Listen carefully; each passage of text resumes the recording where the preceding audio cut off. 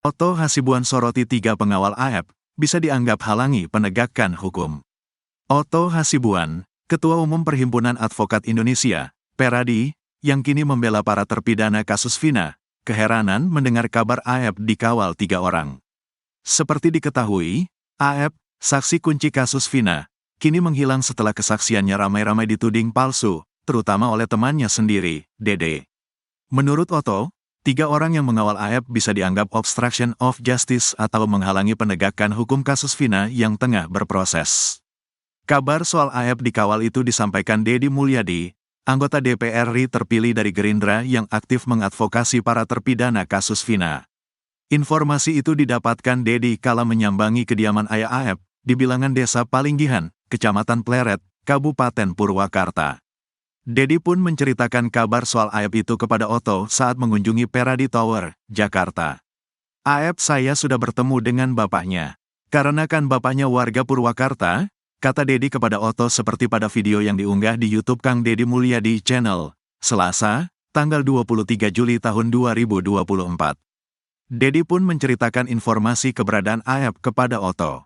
AF ini juga pernah datang ke Desa Palinggihan, menurut informasi, cuma dikawal, Pak. Rambutnya gondrong, mungkin teman ojeknya, kata Deddy.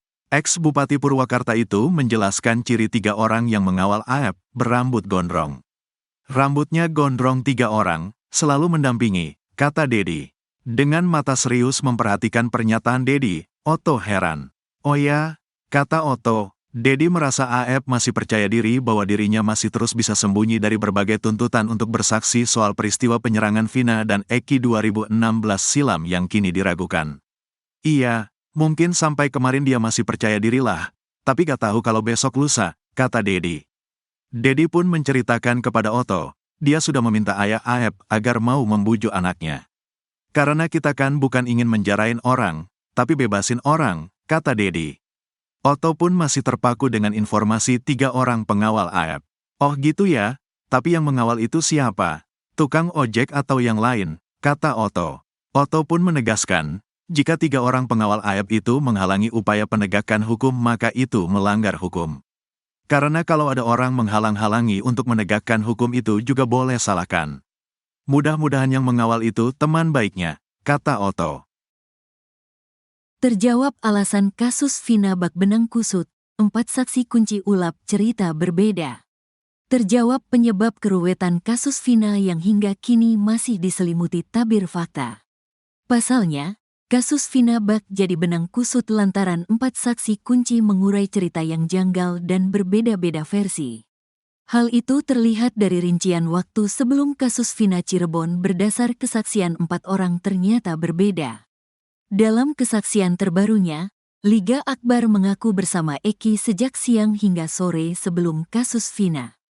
Sedangkan tukang tambal ban mengaku melihat Eki dan Vina siang hari.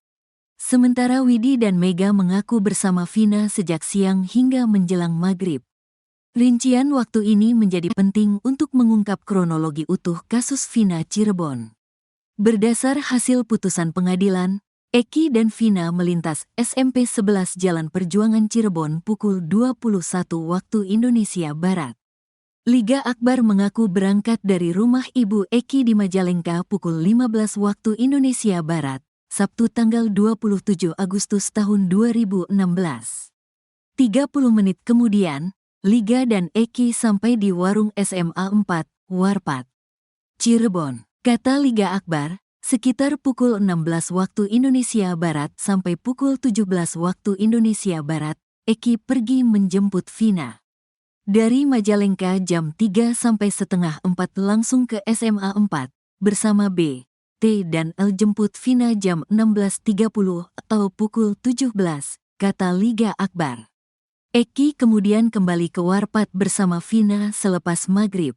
Setelah maghrib balik lagi dengan Vina. Hanya minta rokok, ngopi sebentar dia izin rapat organisasi, kata Liga Akbar.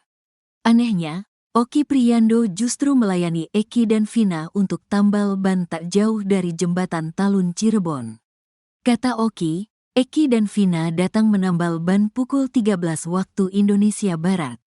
Nambal ban, 2 tambalan, 2 bolongan. minum es di belakang bengkel, kata Oki Priando. Padahal di jam yang sama, menurut Widya Sari dan Mega Lestari, Vina ada di rumah.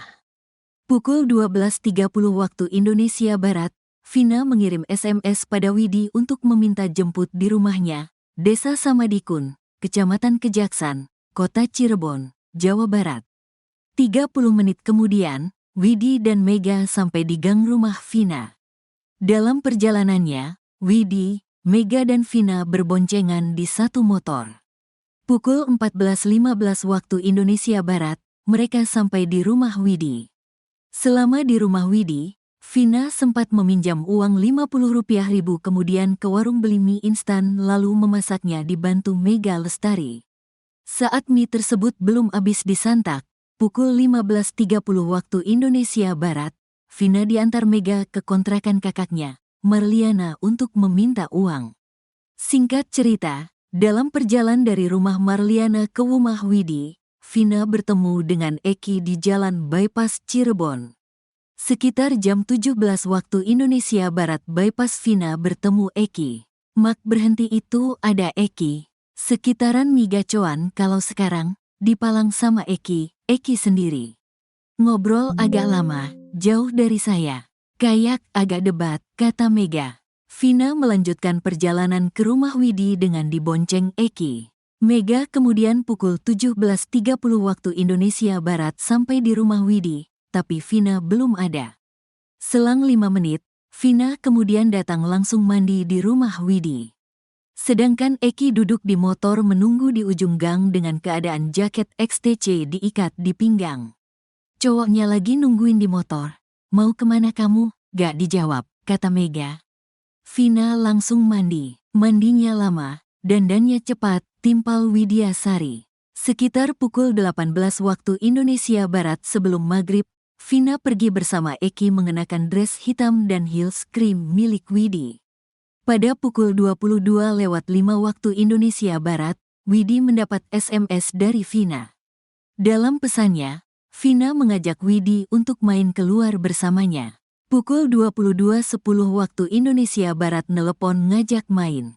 Keadaannya lagi senang banyak gerombolan lagi ketawa banyak suara motor mobil bukan di ruangan. Akunnya ada di arah sumber, kata Widi menirukan ucapan Vina. Jika rincian waktunya demikian, lantas siapa yang benar dalam kasus Vina? Terjawab penyebab keruwetan kasus Vina yang hingga kini masih diselimuti tabir fakta.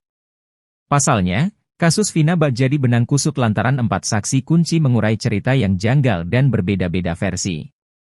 Hal itu terlihat dari rincian waktu sebelum kasus Vina Cirebon berdasar kesaksian 4 orang ternyata berbeda. Dalam kesaksian terbarunya, Liga Akbar mengaku bersama Eki sejak siang hingga sore sebelum kasus Vina. Sedangkan tukang tambal ban mengaku melihat Eki dan Vina siang hari. Sementara Widi dan Mega mengaku bersama Vina sejak siang hingga menjelang maghrib. Rincian waktu ini menjadi penting untuk mengungkap kronologi utuh kasus Vina Cirebon.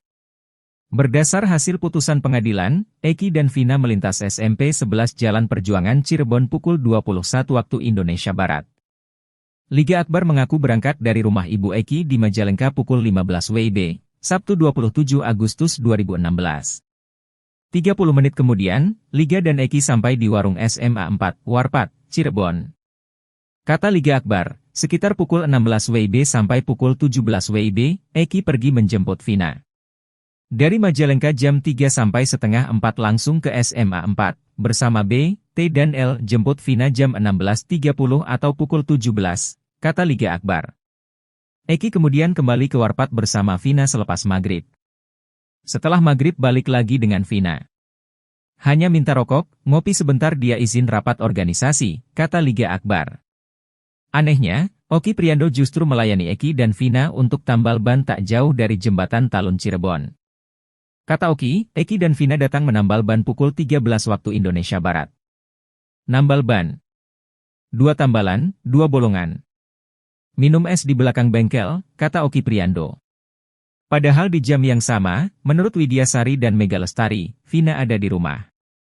Rincian kronologi kejadian bahkan waktu yang berbeda-beda itu yang membuat kasus semakin ruwet. Jika rincian waktunya demikian, lantas siapa yang benar dalam kasus Vina? Di saat keluarga Vina Cirebon meminta Polda Jabar untuk mencari 3 DPO yang sebenarnya usai Peggy Setiawan dinyatakan bebas, Dede Riswanto justru mengungkapkan fakta bahwa pencarian akan berujung sia-sia. Saksi kunci kasus Vina di tahun 2016 silam itu mengatakan pencarian terhadap 3 DPO ini justru tak akan ketemu walau ke ujung dunia. Sebagai informasi, Ibunda Vina Dewi Asita atau Vina Cirebon, Sukeasih sempat meminta polisi mencari keberadaan Peggy, Andi dan Dani. Namun, pernyataan itu kini dibalas oleh Dede usai membongkar kesaksiannya pada 8 tahun lalu adalah palsu. Sembari tertawa kecil, ia mengatakan 3 orang yang masuk daftar pencarian orang, DPO, di kasus Vina Cirebon, yang tertuang di isi putusan, tidak ada. Menurutnya, pencarian ketiga DPO tersebut hanya membuang-buang waktu. Tak ada raut ketakutan di wajahnya. Dengan mantap, ia menyampaikan kepada masyarakat bahwa ketiga DPO tersebut tidak ada. Oleh sebab itu, ia menyarankan publik agar tidak lagi memakai ilmu cocoklogi di media sosial lalu mencurigai orang-orang yang mirip dengan ciri-ciri 3 DPO tersebut. Dede mengatakan kepada Deddy Mulyadi bahwa peristiwa pembunuhan dan pemerkosaan tidak pernah terjadi. Bahkan, TKP kasus Vina Cirebon yang disebut ada 3 lokasi sebenarnya hanya 1, yaitu di Jembatan Layang Talun, Kabupaten Cirebon. Tewasnya 2 sejoli tersebut disebabkan karena kecelakaan lalu lintas, bukan pembunuhan. Dede pun menyebut bahwa jalan cerita adanya pembunuhan dan pemerkosaan hanyalah akal-akalan Aib saja. Ia mengaku tidak pernah melihat adanya aksi sadis dan keji yang dilakukan oleh para terpidana yang kini mendekam di balik jeruji besi.